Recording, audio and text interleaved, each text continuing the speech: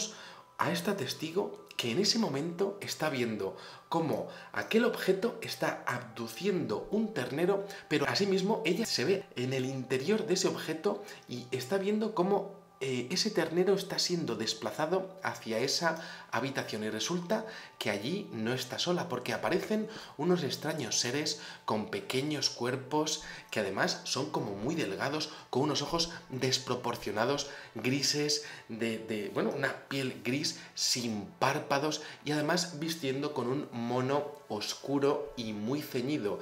Casi puede ver la piel a través de ese mono, y de hecho observan cómo esos seres tienen un aspecto prácticamente enfermizo, con una tez gris blanquecina, casi cadavérica. Y entonces, claro, Judy describe a estos seres diciendo que de hecho, bueno, pues tienen un aspecto pavoroso, pero es que resulta que sus manos tienen un aspecto muy extraño, porque dice que tiene garras, largas garras oscuras como las de los animales, y eso le impresiona muchísimo al ver a esos seres ahí. Y entonces llega un momento en el que Judy no se mueve de su posición y observa cómo esos curiosos tripulantes de la nave comienzan brutalmente a mutilar al ternero, extrayendo varias partes de su cuerpo como los ojos o la lengua. Además lo hacen de forma rápida y precisa, prácticamente con un procedimiento quirúrgico a través de láser.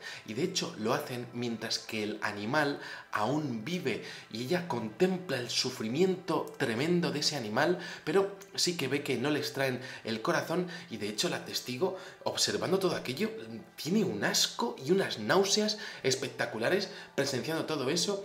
Y finalmente, bueno, luego, después de la experiencia, ese animal fue depositado en la tierra, ya fallecido, pero mientras tanto Judy observa la total falta de escrúpulos de estos seres con respecto a la forma de vida animal de ese ternero, y de hecho ante el total desprecio a su sufrimiento. Y de hecho Judy está ahí impotente, no sabe qué hacer, porque se irrita sobre todo porque ve que estos humanoides tienen un grandísimo es una grandísima falta de respeto con respecto a ese animal y también con respecto a ella. Y hay un momento en el que ellos se dedican a coger con presteza y decisión, a insertar varias sondas en diferentes zonas de los órganos que habían extraído. De ahí observa cómo de esos órganos sacan líquidos.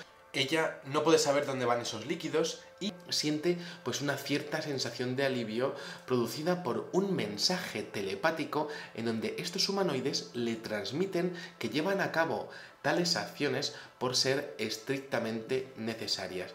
Mientras tanto, bueno, pues Judy recibe ese comunicado, todo a nivel telepático, y le dicen, necesitamos hacer esto y no te preocupes porque es que es vital para nosotros. Y entre tanto, ellos van colocando esos órganos en diversos recipientes. Claro, ellos además trabajan muy rápido, muy organizados, y de hecho Judy tiene la sensación de que trabajan a esa velocidad porque en caso contrario, de alguna forma, se va a perder algo del animal que necesitan extraer, quizá esa adrenalina que ha estado generando ese animal y que aparece en tantas menciones al respecto de la mutilación de ganado y también al respecto de diferentes sacrificios ya desde la antigua Sumeria. Bueno, sí, descartamos, por tanto, que haya carroñeros, que sean grupos humanos de cirujanos locos que vayan haciendo este tipo de operaciones sin dejar pisadas.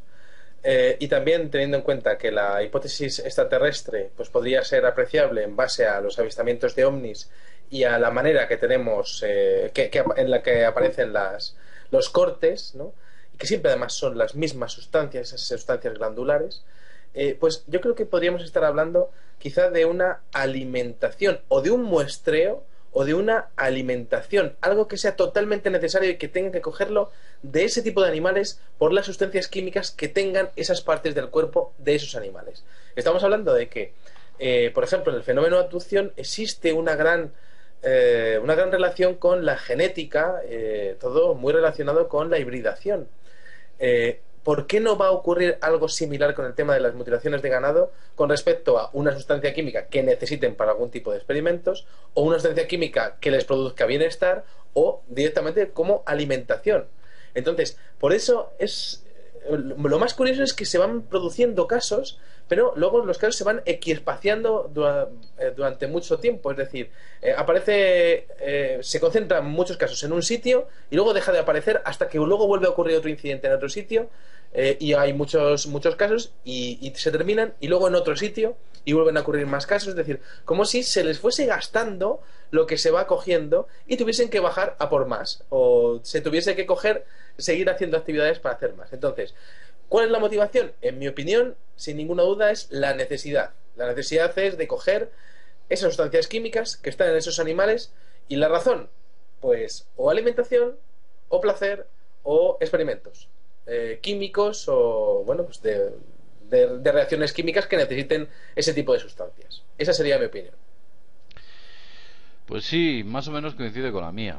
Yo, sinceramente, creo que efectivamente hay una serie de entidades muy íntimamente ligadas a los grises que necesitan este tipo de vísceras, concretamente porque esas vísceras, tratadas de alguna manera que nosotros desconocemos, generan algo que les viene muy bien.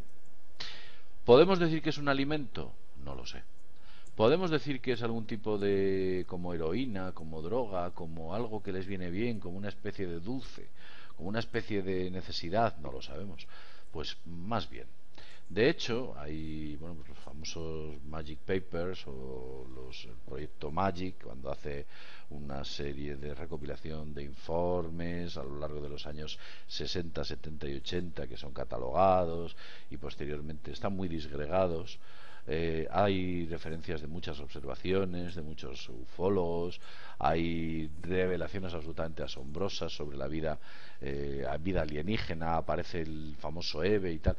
Este tipo de informe ya hacía referencia a que estas entidades necesitaban de parte de nuestra biología porque les sentaba muy bien.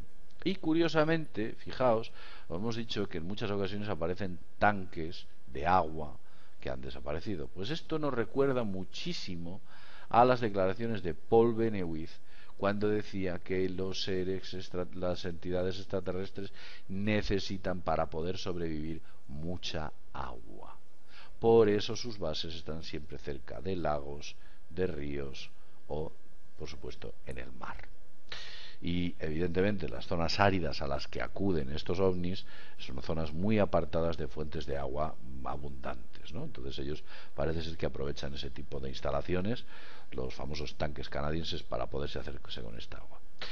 Todo es muy extraño, todo es muy raro, y además es que es un fenómeno que no acaba. Sí, JL, yo creo que tanto si creamos preguntas como si creamos respuestas, como si damos las respuestas, es bueno, porque hacemos que la gente, pues de alguna manera, pues salga de la realidad y pueda pensar por sí mismo, ¿no? O entre en la realidad, o entre en la realidad, la auténtica realidad. En la auténtica realidad. Entonces, a mí sí me interesa el hecho de qué poder de manipulación existe en los medios, de que existen estos casos y no se exponen en los medios de comunicación normales. Bueno, yo he llegado a verlo en un programa de estos de Madrid Directo, de España Directo, una cosa de estas, ¿no? Hace muchos años, te estoy hablando del año 95, por ahí, ¿no? Y bueno, pues lo que a mí me asombra, al igual que ocurre siempre con el fenómeno ovni o con todas las cosas relacionadas con el misterio, es que a lo mejor un día de repente salta la liebre o se saltan los controles y entonces se expone la información, pero jamás existe debate fuera de lo que son nuestros círculos, jamás existe tampoco ningún tipo de valoración crítica, no existen artículos de editoriales de periódicos, no existen reportajes en las revistas, en los magazines principales, ¿no? Es decir, existe una cerrazón total con respecto a los temas del misterio, que incluye el tema de las mutilaciones animales, pero que es muy curioso porque esto también está afectando a lo mejor la economía y la vida de un granjero al que han arruinado la vida, y nadie se preocupa por hacer justicia en este tipo de cosas, ¿no? Claro. Ese es el tema, es un poco así, en plan de decir, bueno, si tuviese una explicación, ¿y por qué no vamos a profundizar en esa explicación? Bueno, es que los gobiernos no quieren saber absolutamente nada, ¿no? y en eso estamos. Bueno, por mi parte, nada más. Ha sido un auténtico placer estar con todos vosotros. Muy bien, y pues nada más desde el Mundo Desconocido. Deciros que seguiremos preparando estos videoprogramas que sé que os gustan, y desde luego a nosotros también nos gusta explicaros el fenómeno desde una óptica mucho más libre y mucho más clara que lo que algunos otros medios de comunicación quizás os lo expliquen. Al final, los grandes medios de comunicación oficiales, recordemos que obedecen a una razón, quizás con un núcleo de sinrazón, quién sabe. Pero bueno, dejémoslo ahí y pensemos que las cosas siguen para adelante y, por supuesto, el fenómeno y el misterio continúa. Y lo dicho, desde mundodesconocido.es nos vemos en el próximo videoprograma. Hasta pronto. Miren esto. Miren esto. ¿Qué pasó? Fíjense, ahí está, mira, ¿la viste? No, ¿La viste? Pero, escúchame, es ¿La viste? los efectos de cuando aparecían. Mira, el señor Barriga y Mira, qué efecto. y Ñoño son menos forzados que este efecto El círculo. truchísimo La nube. de la vaca. El círculo en el cielo, que claramente se ve un Halo. faro luminoso. Un halo de luz. La abducción. Eran las 5 de la tarde de este lunes, cuando Laura y Sergio decidieron pasar una velada agradable junto al río en Puerto Gaboto. Pero se encontraron con que ese momento se transformó casi en una experiencia única. Poder ver ante sus ojos lo que dicen puede llegar a ser la abducción de una vaca. Fuimos como un día a tomar mate porque estaba muy lindo y nos fuimos para Puerto Gaboto. Y en eso estábamos con los chicos ahí mirando hacia el lado de la isla y en eso estábamos, que sacamos así fotos, mirábamos que nos extrañó algo blanco. Y dijimos, bueno, ¿eso qué es? Nos parecía raro, algo que estaba volando grande.